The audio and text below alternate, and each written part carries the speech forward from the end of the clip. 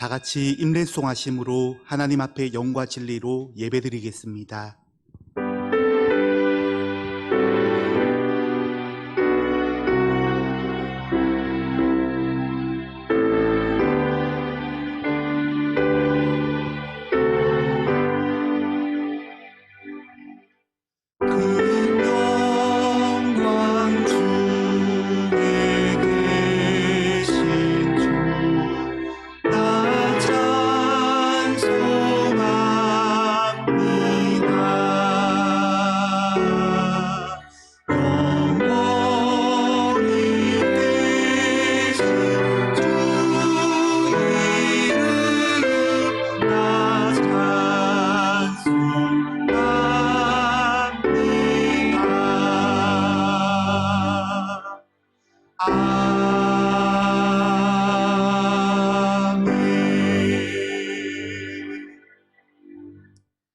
여호와는 위대하시니 우리 하나님의 성 거룩한 산에서 극진히 찬양 받으시리로다. 터가 높고 아름다워 온 세계가 즐거워하며 큰 왕의 성 곧 북방에 있는 시온산이 그러하도다. 아멘.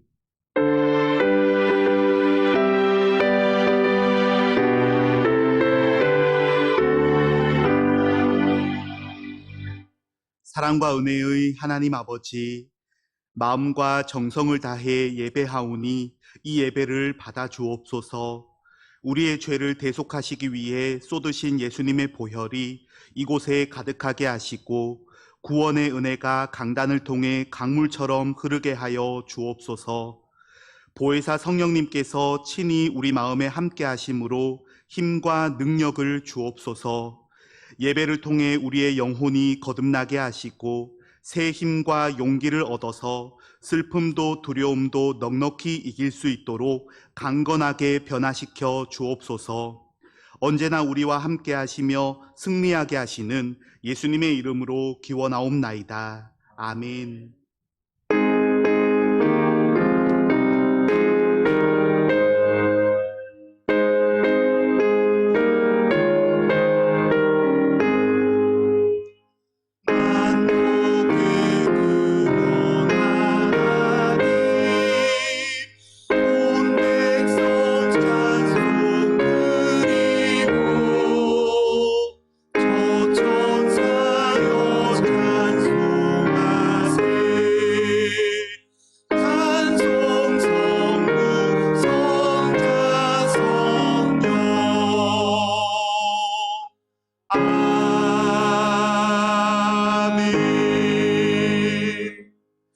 성시교독 교독문 73번입니다.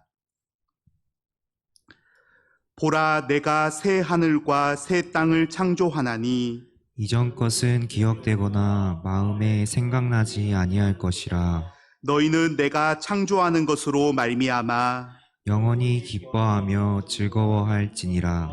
보라, 내가 예루살렘을 즐거운 성으로 창조하며 그 백성을 기쁨으로 삼고 내가 예루살렘을 즐거워하며 나의 백성을 기뻐하리니 우는 소리와 부르짖는 소리가 그 가운데서 다시는 들리지 아니할 것이며 이리와 어린 양이 함께 먹을 것이며 사자가 소처럼 짚을 먹을 것이며 뱀은 흙을 양식으로 삼을 것이니 나의 성산에서는 해함도 없겠고 상함도 없으리라. 여호와께서 말씀하시니라. 아멘. 지난 한 주간 우리의 삶을 돌아보면서 참회의 기도를 드리시겠습니다.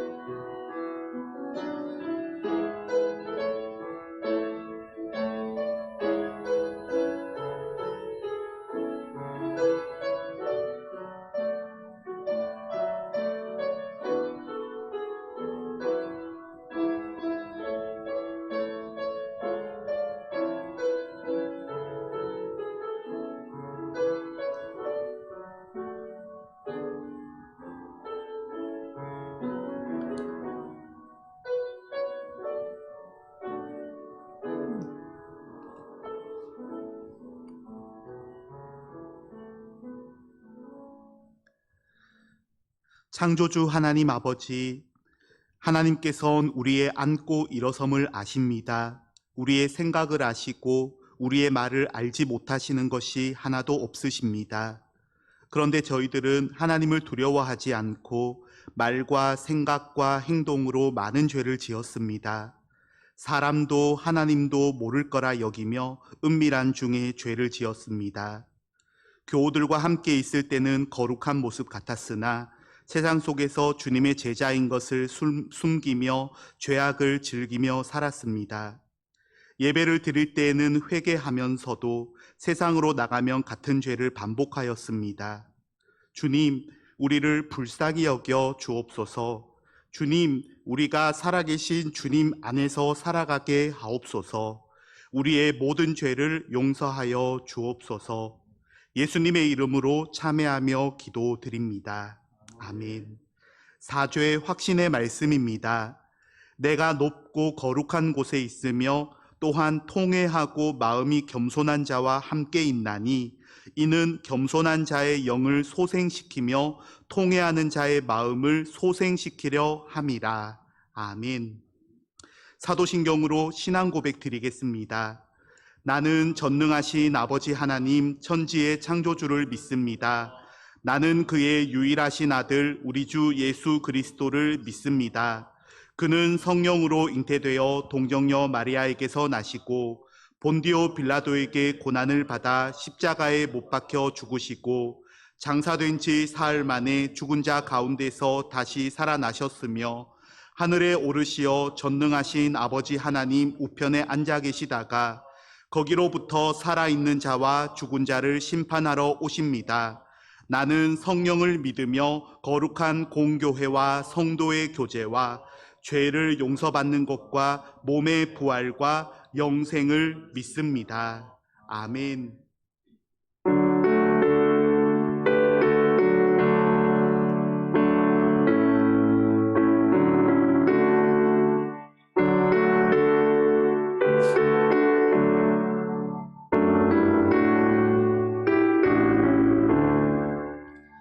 이 세상 험하고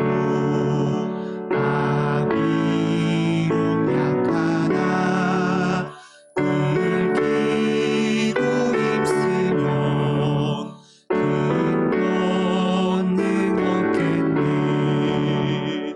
주의 은혜로 대속받아서 이와 같이 붉은 죄 눈같이 이겠네. 주님의 권능은 한없이 크니 돌 같은 내 마음 곧 녹여주소서. 주의 은혜로 대속받아서 이와 같이 붉은 죄 눈같이 이겠네. 내 맘이 약하여 늘 넘어지오니 주 예수 힘주사 굳세게 하소서. 주의 은혜로 대속받아서 비와 같이 붉은 죄 눈같이 이겠네. 죄사함 받은 후 새 사람 되어서 주 앞에 서는 날 늘 찬송하겠네. 주의 은혜로 대속받아서 이와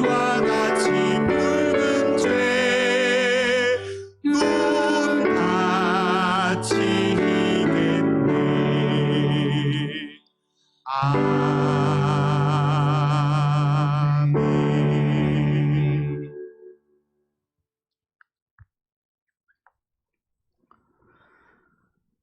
은혜가 풍성하신 하나님, 거룩한 주일 하나님께 온 마음을 다해 예배드리오니 영광받아 주옵소서.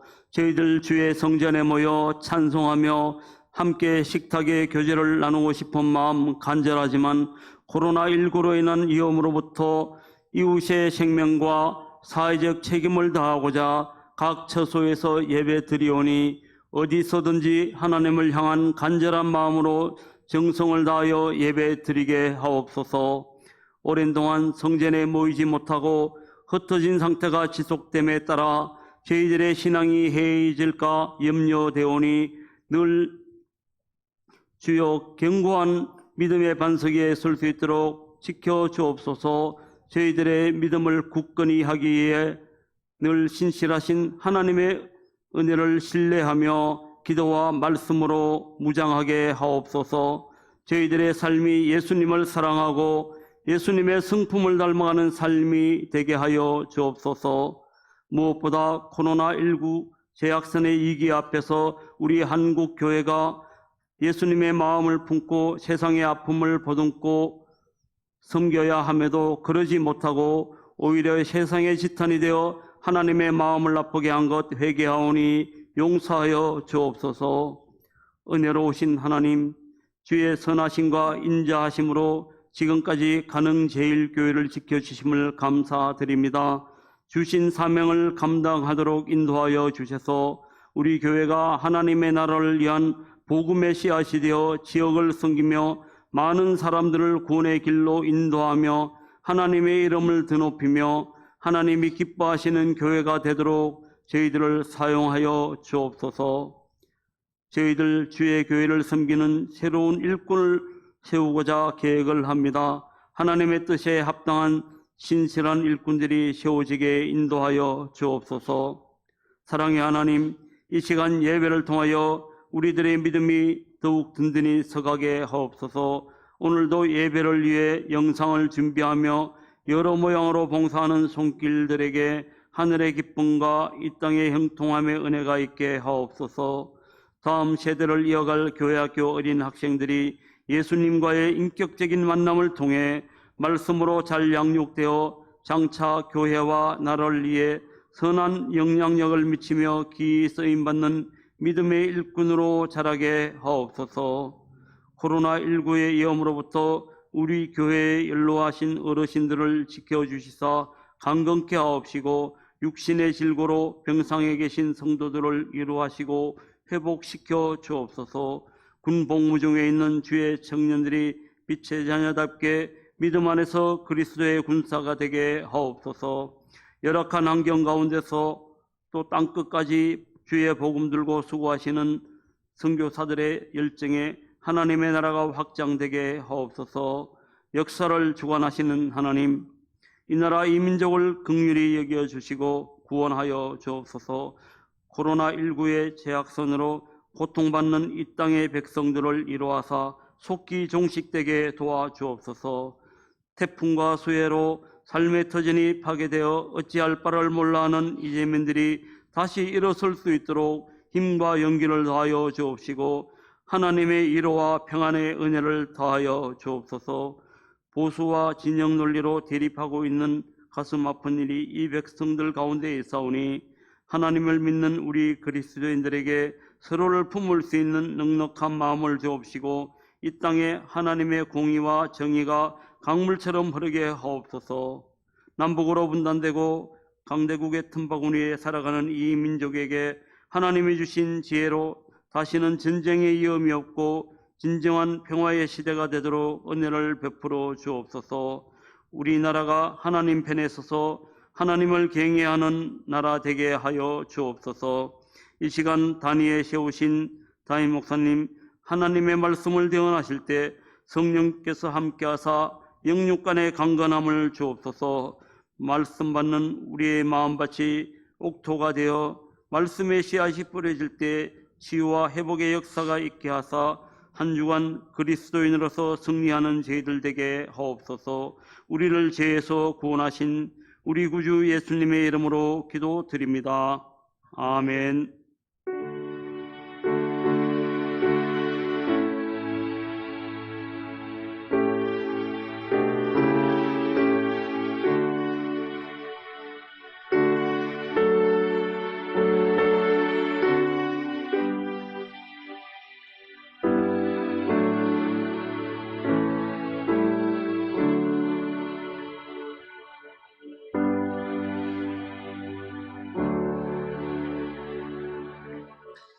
오늘 우리에게 주신 하나님의 말씀은 마태복음 18장 21절에서 35절 말씀입니다.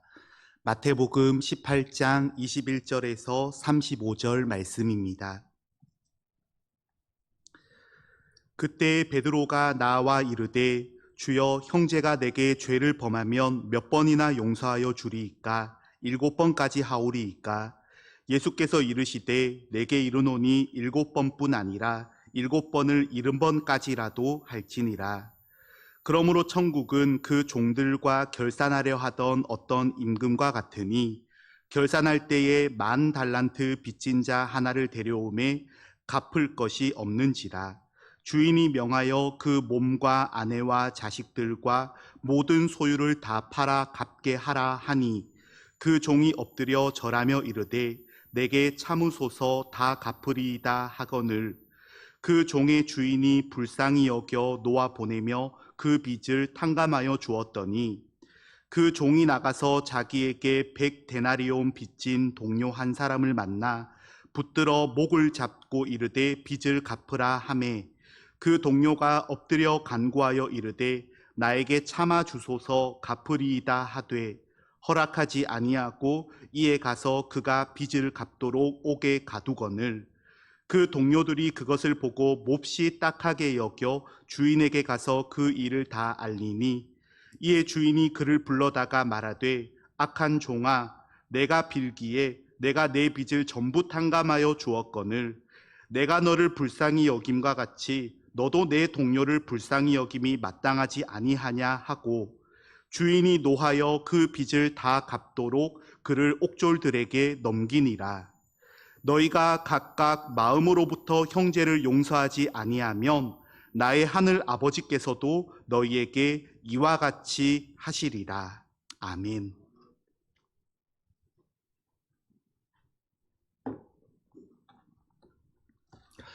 할렐루야, 주님의 이름으로 축복합니다. 교회 소식 전해드리겠습니다. 우리 먼저 인사를 할까요? 가정에서 우리 식구들을 바라보면서 주님의 이름으로 축복합니다 이렇게 인사하겠습니다. 축복합니다. 축복합니다. 네, 교회 소식 전해드리겠습니다. 항존직 선거에 대한 광고입니다. 대면 예배가 시작되는 주일, 계속해서 비대면 예배가 진행이 되고 있습니다. 해서 대면 예배가 시작되는 그 주일에 후보자를 공고하도록 하겠습니다. 그리고 공고가 되면 2주 후에 장로 선거를 시작으로 해서 집사, 권사 선거를 2주에 걸쳐서 진행이 되겠습니다. 기억해 주시고 우리가 대면 예배로 교회에 나오시게 되면 후보자를 바로 공고하도록 하겠습니다. 그리고 기억하실 것은 장로 선거와 집사 선거가 있는 2주간에는 우리 모든 교우들이 빠짐없이 나오셔야 됩니다. 그래서 공동의회를 통해서 선거가 진행이 되고 모든 교우들이 선거에 참여할 수 있도록 모든 공간을 다 활용할 것입니다. 본당과 또 우리 식당과 교육부서 모든 공간을 다 활용해서 우리가 예배의 공간을 만들 것이기 때문에 한 분도 빠짐없이 다 나오셔서 투표에 참여해 주시기를 바랍니다. 주일 예배가 계속해서 영상 예배로 드려지고 있습니다. 가정에서 예배를 철저하게 잘 지켜주시고 속히 대면 예배가 진행이 되도록 함께 기도해 주시기를 바랍니다. 다음 주일에도 영상 예배로 드려지게 됩니다. 기억해 주시기 바랍니다. 교회 내 모든 소모임은 금지됩니다. 기억해 주시고 소모임을 갖지 않도록 해주시고 혹시나 영상 모임을 하실 분들은 말씀해 주시면 할 수 있도록 잘 가르쳐 드리도록 하겠습니다. 해서 우리가 영상으로도 얼마든지 만남을 가질 수 있고 모임을 할 수가 있습니다. 영상 모임에도 함께 관심을 가져주시기를 바랍니다. 코로나19와 함께 드리는 기도 제목이 주보에 나와 있습니다. 또 여러분들에게도 많은 기도의 제목들이 있는 줄 압니다. 함께 기도에 참여해 주시기를 바랍니다. 세례와 입교 신청을 받습니다. 해당되시는 분들은 신청해 주시고 교육에도 함께 참여해 주시기를 바랍니다. 금주간에 장례가 있습니다. 우리 새가족이신 최태인 집사님 부친상을 또 이렇게 겪고 있습니다. 해서 오늘 여러분들께서 영상을 보시는 날이 주일이니까 주일에 발인이 있습니다. 귀한 가정을 위해서 함께 기도해 주시기를 바랍니다. 금주 강단 헌화는 신장환 집사님, 정성남 집사님 가정에서 결혼 기념 감사로 드리게 되었습니다. 감사하고 축복합니다. 네, 오늘의 말씀 함께 나누겠습니다. 따라합니다. 내가 내 빚을 전부 탕감하여 주었거늘.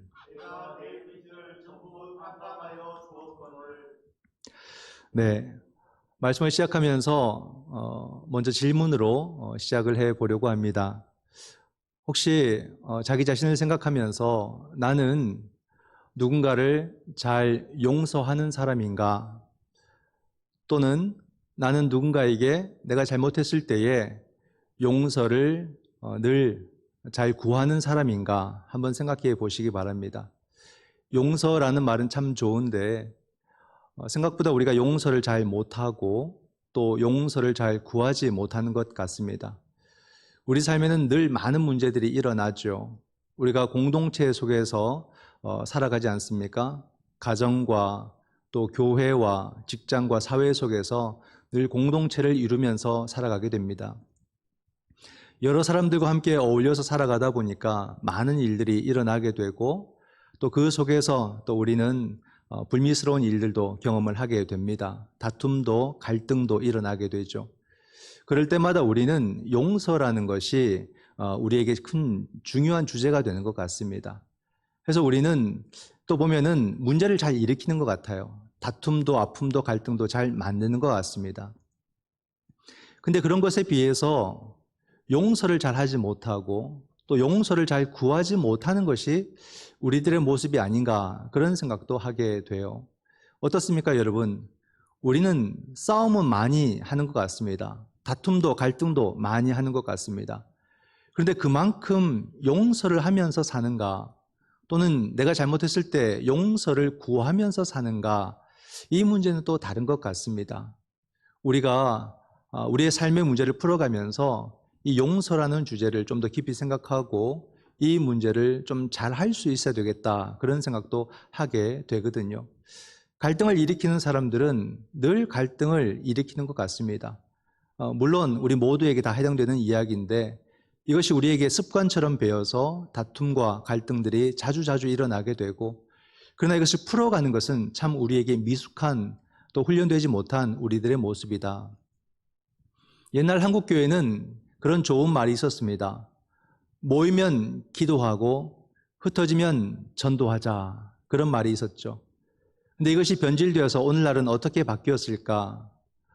모이면 험담하고 흩어지면 불안하다. 혹시 그런 말로 변질되지 않았을까? 저는 생각해 보았습니다. 너무나도 우리가 남에 대해서 험담하고 남에 대해서 이야기하는 것을 쉽게 생각하고 그래서 돌아가고 나면 누가 또 내 이야기 하지 않을까 불안해하는 우리들의 모습들 그런 것들을 우리가 줄여나가고 우리들의 갈등들을 우리가 용서를 구하고 용서하는 모습 속에서 우리가 공동체를 치유하는 것도 굉장히 중요한 우리들의 모습이다는 생각을 해보게 됩니다. 오늘 본문에서 베드로는 주님에게 그런 이야기를 합니다. 주님, 제자라면 그리스도인이라면 형제가 잘못했을 때에 한 7번 정도 용서하면 되겠습니까? 그렇게 질문을 해요. 한번 물어볼까요, 여러분? 7번 정도 용서한다. 어떨 것 같습니까? 제가 볼 때는 7번 정도 용서하는 사람은 거의 성인에 가깝지 않을까 생각을 해요. 우리 7번 정도 남을 용서할 수 있겠습니까? 그 사람에게 1번, 2번, 3번, 7번까지 용서가 가능하겠습니까? 잘 안 되죠. 우리에게는 보편적 기준이 있습니다. 몇 번일까요? 3번, 3번 우리가 용서한다 이런 말을 하죠. 근데 3번도 잘 못합니다. 제가 볼 때는 7번 정도는 부모가 자녀에게 그 정도 하지 않을까, 참고 또 참지 않습니까? 3번 정도는 남편이 아내에게, 아내가 남편에게, 부부간에 한 3번 정도는 하는 것 같습니다. 우리가 남에게는 한 번 할까 말까 용서가 잘 안 되죠. 발끈하고 분을 내고 화를 내고 다툼과 싸움을 하게 됩니다. 그러나 베드로는 말합니다. 그리스도인이라면 우리가 7번 정도는 해야 되지 않습니까? 이렇게 넉넉하게 이야기를 한 거예요. 여러분, 우리 삶에도 용서라는 것이 점점 많아질 수 있기를 원합니다. 자, 그러면 주님의 답변이 어땠을까요? 주님께서 그래, 그 정도면 좋겠구나 이렇게 대답을 하셨을까? 아니죠. 주님께서 전혀 예상하지 못한 말씀을 하십니다. 주님께서 뭐라고 말씀을 하시냐면 7번이 아니라 7번씩 70번이라도 용서를 해야 한다 이렇게 말씀을 하십니다. 그럼 총 몇 번입니까? 77이 49, 490번을 용서하라 이런 말이 되는 것이거든요. 그런데 이라도 라는 말씀을 하셨기 때문에 그 이상으로도 용서를 해야 된다라는 말씀이 되는 거예요. 자, 그러면 여러분 생각해 보세요. 이게 가능하겠습니까? 우리가 누군가에게 490번 용서할 수 있겠습니까? 근데 이것은 가능성을 넘어서서 한번 생각해 보세요. 이게 옳은 일이겠습니까? 우리가 누군가가 잘못을 범하는데, 그걸 반복적으로 범하는데 계속해서 그냥 덮어버리고 용서하고 그냥 모른 채 해버리고 이렇게 하는 것이 옳으냐라는 거예요. 이렇게 한다면 우리가 기독교적인 정신으로 만약에 그렇게 해버린다면 사회 질서는 어떻게 되는 겁니까? 잘못에 대해서, 불의에 대해서 우리가 정의를 무너뜨리고 질서를 무너뜨리는 도리어 그런 일이 되지 않을까 그런 생각도 듭니다. 그러면 주님께서 어떤 의도로 7번뿐만이 아니라 7번씩 70번이라도 용서하라고 주님께서 말씀을 하셨을까? 주님께서 이 말씀을 하시고 비유 하나를 드십니다. 그게 바로 하나님 나라 비유인데 우리가 잘 아는 1만 달란트, 10,000달란트 빚진 자의 비유를 주님께서 말씀해 주십니다. 하나님 나라는 종과 결산하는 임금과 같다라고 말씀을 하시면서 어느 날 임금이 그 빚진 1만 달란트 빚진 종에게 결산을 하는 겁니다. 그러면서 임금이 그렇게 말을 합니다. 너의 모든 것을 다 팔아서 빨리 빚을 갚으라 이렇게 이야기를 해요. 그러니까 이 종이 당황해하면서 자기가 정말로 노력해서 빨리 이것을 갚겠습니다. 조금만 기다려 주십시오. 그렇게 이야기를 하게 됩니다. 근데 1만 달란트라는 것은 숫자 개념이 아닙니다. 갚을 수 없는 빚이다 이 말이죠. 그렇기 때문에 임금은 그것을 갚을 수 없음을 알고서 그 빚을 다 탕감을 해주게 됩니다. 얼마나 아름다운 훈훈한 그런 이야기입니까? 그런데 이 비유에는 반전이 있습니다. 이 종이 빚을 탕감받고 집으로 돌아가는 길에서 자기에게 100데나리온 빚진 자를 만나게 돼요. 동료입니다. 그러면 그가 받은 은혜가 너무 커서 감동적이어서 길에서 그 친구에게 선물을 주듯이 내가 너의 빚을 탕감한다라고 한마디 해주면 얼마나 좋았을까. 근데 전혀 예상 외의 모습이 나타나게 돼요. 이 종이 동료의 멱살을 붙잡고 그 100데나리온을 갚으라고 흔드는 겁니다. 얼마나 볼썽 싸나운 모습이 나타나는가. 우리가 이 사람을 보게 되면 어떤 모습을 보냐면 이 사람은 조금 전에 어마어마한 금액의 빚을 탕감받았다는 사실을 잊고 있다는 겁니다. 이것을 우리가 알 수 있어요. 좀 다른 비유지만 자기 눈에 들보는 보지 못하고 남의 눈에 티끌을 보는 그런 사람의 모습으로 이 종의 모습이 나타나고 있다는 거죠. 너무나도 안타깝지 않습니까? 그 임금의 은혜를 기억했다면 이런 일이 발생하지 않고 더 아름다운 하나의 이야기가 더 함께 이어지는 그런 과정이 되지 않겠습니까? 근데 결국에는 그 분을 참지 못해서 그 동료를 고발하고 감옥에 가두게 되는 거죠. 이 상황을 지켜본 사람이 너무나도 민망해서 임금에게 이 사실을 알리게 됩니다. 그러니까 임금이 그렇게 말합니다. 32절로 34절 말씀해 보면 이에 주인이 그를 불러다가 말하되 악한 종아 너가 빌기에 내가 내 빚을 전부 탕감하여 주었거늘 내가 너를 불쌍히 여김과 같이 너도 내 동료를 불쌍히 여김이 마땅하지 아니하냐 하고 주인이 노하여 그 빚을 다 갚도록 그를 옥졸들에게 넘기니라. 그죠? 결과가 아름답지 못했습니다. 이 비유가 우리에게 가르쳐주는 교훈은 두 가지라고 볼 수 있습니다. 하나님의 나라는 어떤 곳인가를 알려줘요. 하나님의 나라는 7번씩 70번이라도 용서해 주시는 하나님의 은혜와 긍휼이 있는 곳이다. 그죠? 우리가 용서받고 산다는 것이 여러분 얼마나 기쁘고 감사한 일인지 모릅니다. 그러니까 우리가 죄를 짓게 되면 늘 불안하잖아요. 눈치를 보게 되고 모든 것이 두려움, 염려로 가득 차게 됩니다. 그러나 그것이 용서함을 받고 그 죄를 탕감받게 될 때에 그 마음의 기쁨과 평안, 얼마나 그것이 큰지 우리는 알게 되는 거죠. 그래서 다윗도 허물의 사함을 받는 자가 정말로 큰 복이 있다라고 말하는 것은 그런 것입니다. 우리가 삶을 살아가면서 얼마나 많은 잘못들을 합니까? 그 잘못들을 할 때마다 늘 불안하죠. 그런데 그것을 넉넉하게 용서함을 받게 되면 그 기쁨의 크기는 실로 크다라는 것을 우리가 알 수 있습니다. 하나님의 나라는 우리에게 그 모든 죄를 용서해 주시는, 그러므로 우리에게 평안을 또 우리에게 자유를 주는 그런 나라라는 것을 말해주고 있습니다. 또 한편으로 이 비유가 우리에게 주는 교훈은 뭐냐면, 그럼에도 우리 인생은 그 가운데서 사람들에게 인색하고 사람들을 용서하지 못하고 사람들에게 분노하며 살아가는 것이 우리 인생의 모습이라는 것을 말해줍니다. 너무 안타까워요. 하나님의 나라와는 너무 대조적인 그런 모습으로 우리가 살아가는 겁니다. 하나님 나라의 은혜를 경험하고서도 우리들의 모습은 그 나라의 모습 같지 못한 전혀 반대되는 모습으로 살아간다라는 거죠. 그러면 여러분, 우리의 삶이 달라지기 위한 방법은 쉽습니다. 그게 뭐냐면 바로 그 주인의 은혜를 기억하는 거예요. 하나님 나라의 그 정신을 회복하는 거예요. 그렇게 될 때 우리는 누군가를 인색하지 않고 누군가에게 분노하지 않고 도리어 너그럽게 긍휼을 베풀면서 전혀 새로운 삶을 살 수 있게 된다는 사실을 우리는 알 수가 있습니다. 여러분, 우린 정말로 1만 달란트 빚진 자들일까 한번 생각해 보십시오. 나는 정말로 1만 달란트 빚진 자일까? 우리가 환경만 생각해 봐도 우리는 이 질문에 대한 답변을 금방 찾을 수가 있는 것 같습니다. 제가 지난 주일에도 말씀 가운데 환경에 대해서 굉장히 강조를 했습니다. 환경 문제 굉장히 심각하다라는 말씀을 드렸습니다. 근데 제가 지난 주일 말씀은 토요일에 녹화를 하게 됩니다.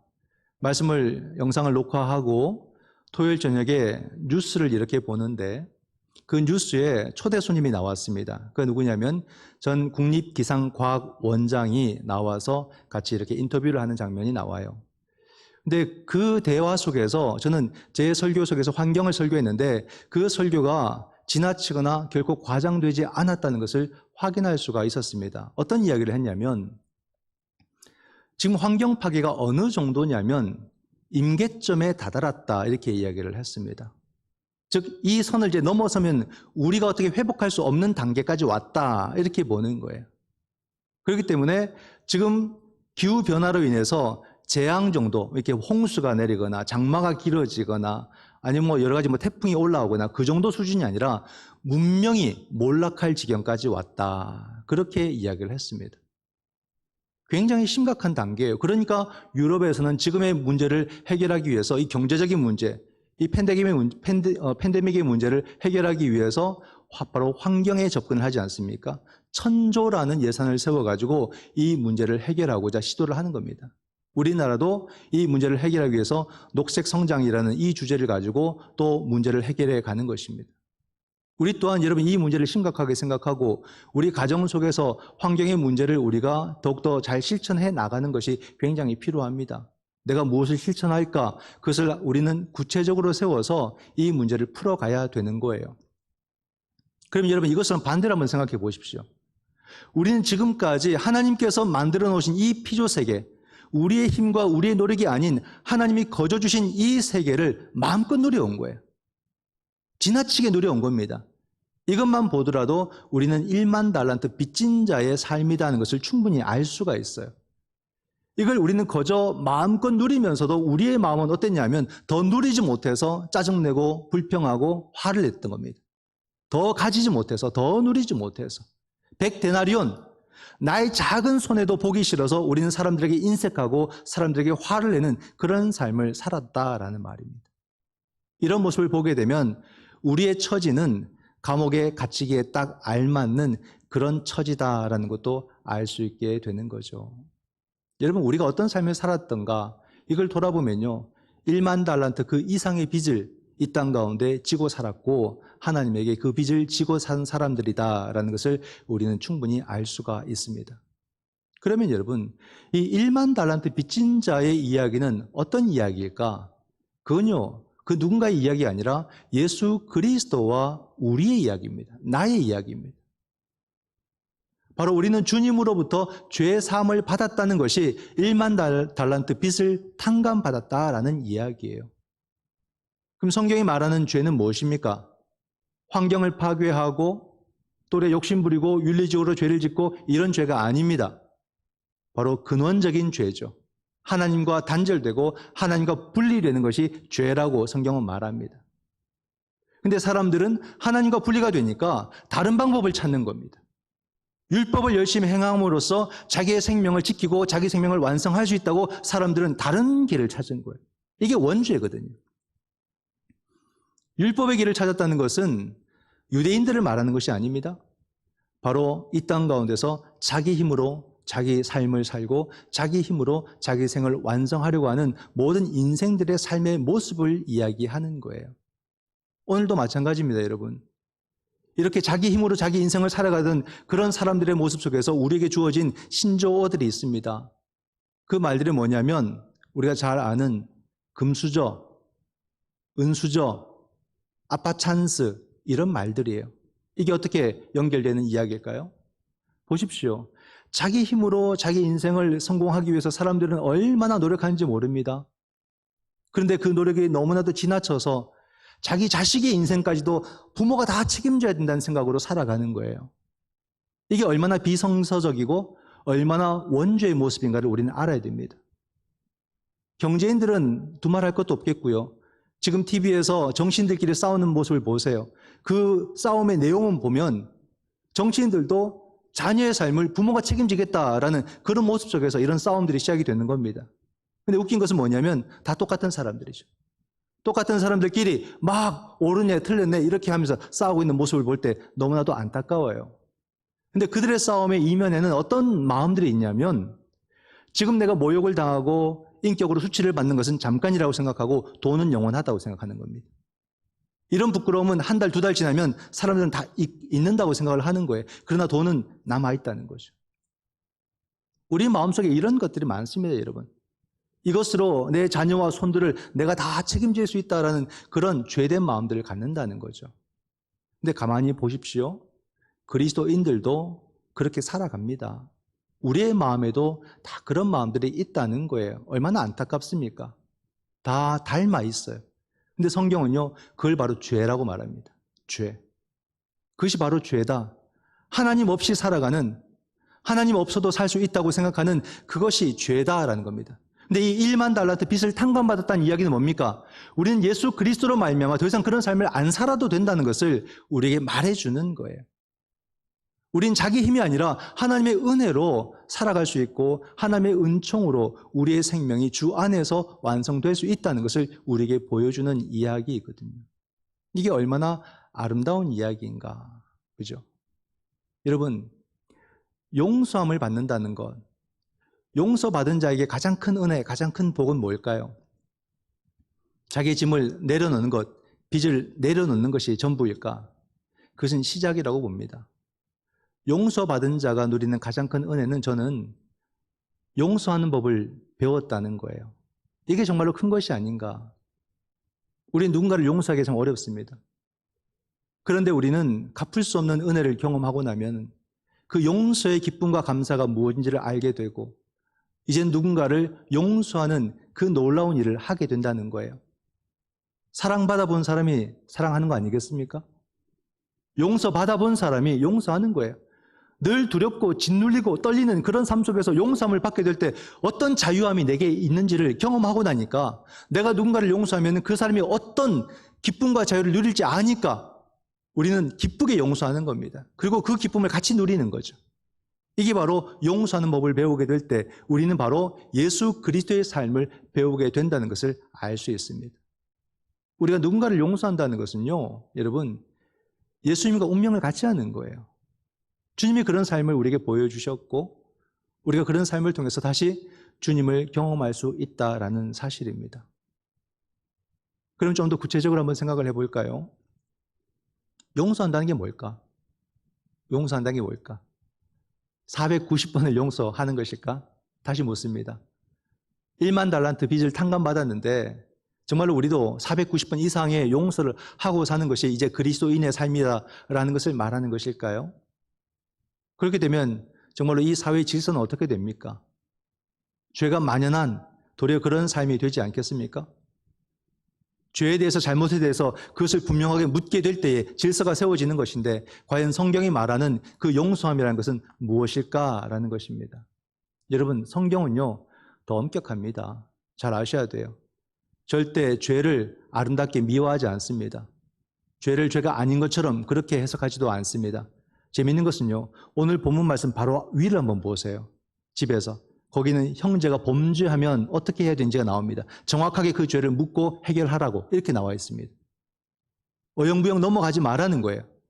죄에 대해서 어영부영 넘어가 버리게 되면 공동체가 무너지는 겁니다. 가정이 무너지고 교회가 무너지고 사회 질서가 무너지기 때문에 분명하게 해결을 하라. 도리어 성경은 그렇게 말하고 있습니다.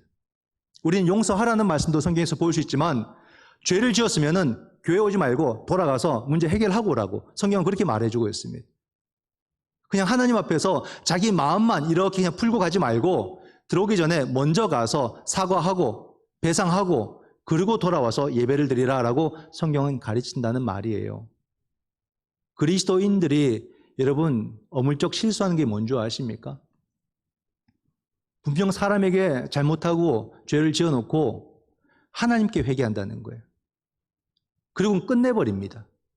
그것은 기독교적이지도 않고요. 범죄일 뿐입니다.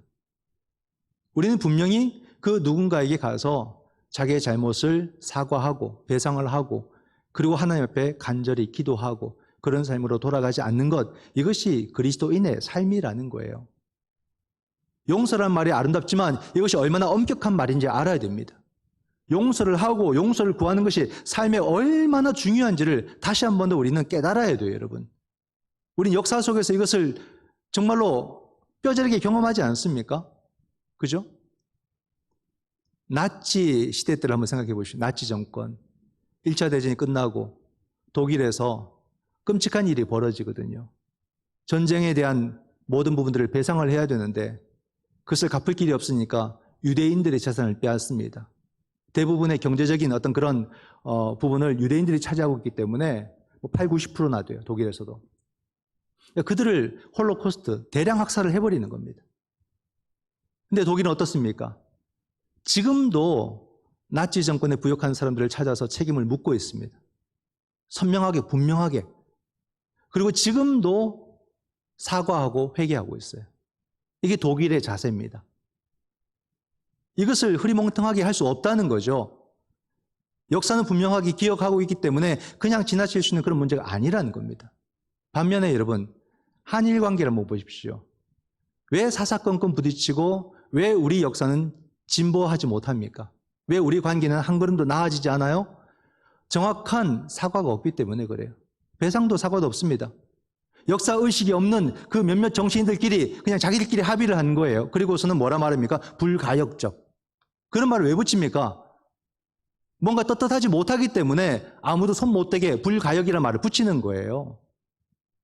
당사자와는 무관한 그런 합의를 만들어 놓고 불가역이라고 말합니다. 얼마나 치졸합니까? 이 문제가 해결 안 되니까 끊임없이 모든 면에서 갈등이 생기는 거죠. 역사를 우습게 보면 안 됩니다. 그냥 어물쩍 넘어갈 수 있는 일이 없어요, 여러분. 5.18 문제도 한번 생각해 보세요. 우리나라에서 벌어진 이미 30년 전 이야기입니다. 근데 왜 아직도 5.18 문제는 계속해서 매스컴에 나옵니까? 정확한 사과가 안 이루어졌기 때문에 그러는 거예요. 용서하고 용서받는 것이 그만큼 중요한 겁니다, 여러분. 역사는 끊임없이 되물어요. 정확하게 사과하라고. 그리고 분명하게 용서를 하라고. 묻는 겁니다. 이게 해결이 안 되니까 끊임없이 반복되잖아요. 세월호 문제 어떻게 생각합니까? 아우 지겹다. 그만하라. 그런 말들을 하는 정치인들이나 많은 사람들이 있습니다. 여러분 그런 말을 할 자격은요. 그 배에 내 자녀가 탔을 경우에만 가능한 말입니다. 내 자녀가 버젓이 살아있고 자녀의 미래까지 책임지려는 우리의 마음에는 절대 그런 말을 하면 안 되는 거예요. 이 문제는 아직도 정확한 사고가 이루어지지 않고 있기 때문에 계속해서 반복되는 이야기가 될 수밖에 없습니다. 우리의 삶에도 여러분 신앙도요 더 선명하게 해야 됩니다. 하나님을 믿고 예수 그리스도를 믿는 사람들이라면 이런 문제는 더 선명하게 더 철저하게 해 나가는 것이 맞다는 거죠. 그러니까 오늘 본문 앞에 있는 형제가 범죄했을 때 이야기에는요 이런 용서와 사과의 문제가 정확하게 해결이 안 되면은 뭐라고 설명을 하냐면 17절에서 그를 이방인과 세리와 같이 여기라 이렇게 나옵니다. 사람도 아니다 이 말이에요. 사람도 아니다. 우리가 용서의 문제, 사과의 문제, 회개의 문제를 정확하게 우리 삶 속에서 하지 아니하면은 성경도 말합니다. 사람같이 우리가 볼 수 없다 이렇게 말을 하는 거죠. 분명해야 돼요, 여러분. 어물쩍 넘어갈 수가 없습니다. 그러면 1만 달란트 빚진 자의 이 비유가 우리에게 알려주는 건 뭘까? 핵심은요. 바로 용서하는 사람이든 용서받는 사람이든 우리 모두는 하나님에게 바로 이 빚을 탕감받은 사람들이다. 갚을 수 없는 빚을 탕감받은 사람들이 우리다라는 것을 말해줍니다. 이것을 기억하게 되면 놀라운 일이 벌어지게 되는데 그 일이 뭐냐면 용서의 능력이라는 것을 갖게 되는 거예요.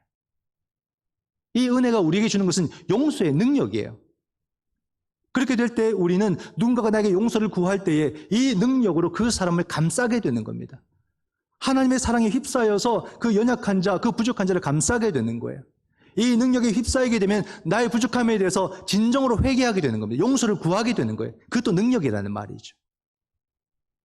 우리가 이 피조 세계에 대해서도 용서를 구하는 마음으로 이 피조 세계를 회복시켜 나가는 삶을 거기서 살 수 있는 것이고 또 우리가 그 모든 사람들을 치유하고 회복하는 그런 삶을 이 용서의 능력으로 감당할 수 있게 된다라는 말입니다.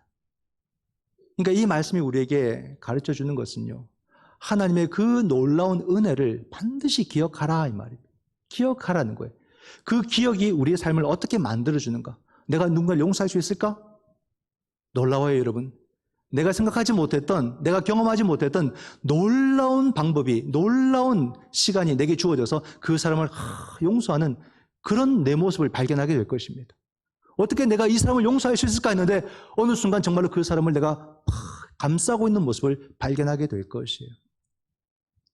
또는 늘 숨기고 싶었던 내 모습에 대해서 진심으로 용서를 구하고 있는 내 모습도 발견하게 될 것입니다. 이게 신앙의 세계예요. 이게 그 은혜를 기억하는 사람이 갖게 되는 용서의 능력이라는 것입니다. 우리 삶에 이 능력이 필요하지 않을까요? 주님의 은혜를 기억하게 될 때에 우리는 세상을 다른 시각으로 바라보게 되고 다른 삶을 우리는 경험하게 될 것입니다. 그래서 나를 용서하시고 나를 사랑하신 주님의 그 십자가의 사랑을 우리가 다시 깊이 기억하게 될 때에 용서의 능력을 받아서 이 땅 가운데 더욱더 우리가 이 땅을 회복해 나가고 모든 사람들을 품고 사랑할 수 있는 저와 여러분의 복된 삶이 되시기를 주님의 이름으로 축원드립니다. 기도하겠습니다.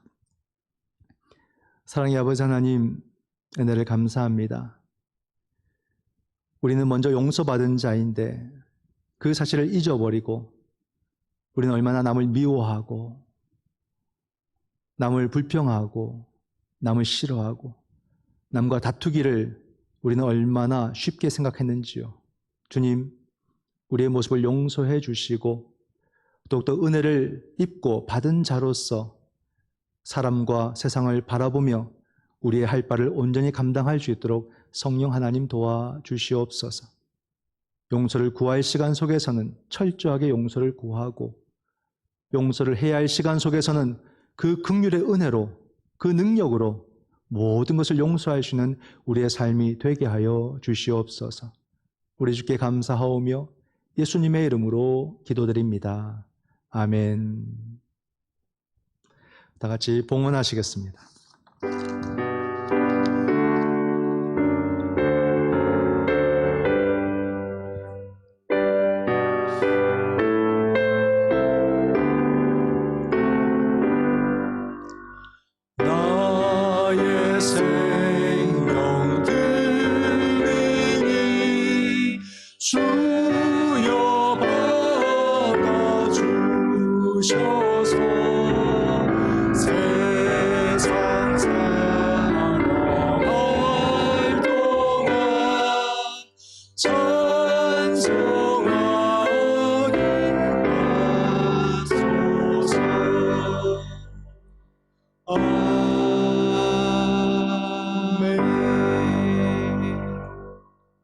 사랑의 하나님, 은혜를 감사합니다.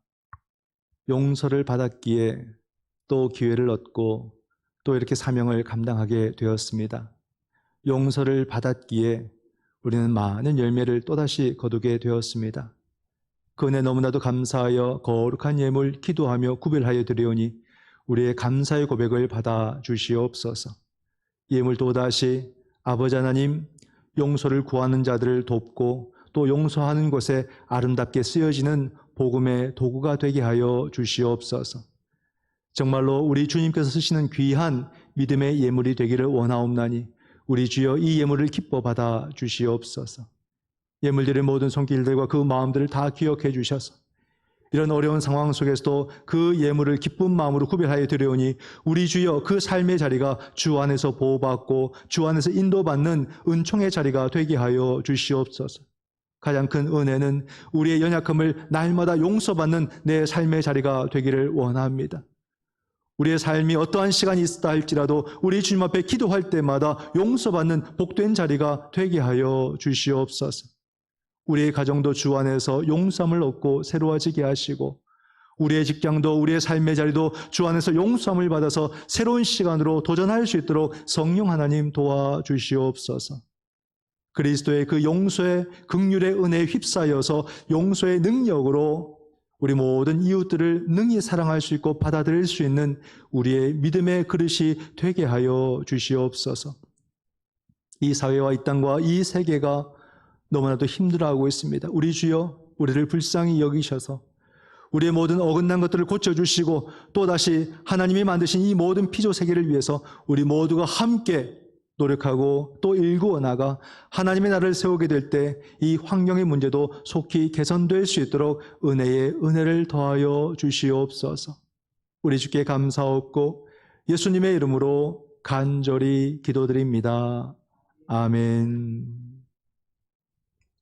다 같이 결단의 찬양 드리겠습니다.